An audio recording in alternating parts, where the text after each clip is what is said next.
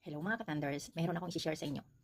Sa sobrang excited ko na iluto na yung luncheon meat na pinadala sa akin ng friend ko from Canada, niluto ko na kanina umaga. Ang problema, hindi ko alam paano buksan. Akala ko, parang sardinas lang yun. Di ba? Pag dito sa atin, binubuksan lang ng kutsilyo. Pero bago ko yun binuksan, meron ako nakitang ganito. Ito pala yung key. Nabuksan ko na rin siya sa wakas. Ang problema, hindi pala ganun ang tamang pagbukas ng luncheon meat. Nag-search ako sa YouTube at doon ko nalaman na dapat ganito pala ang gagawin. So guys, watch this video.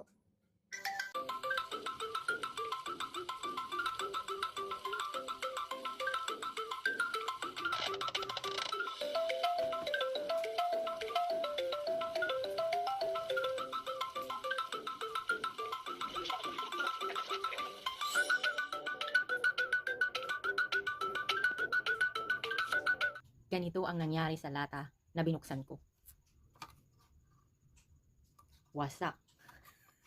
Ayan. Di ba? Now I know.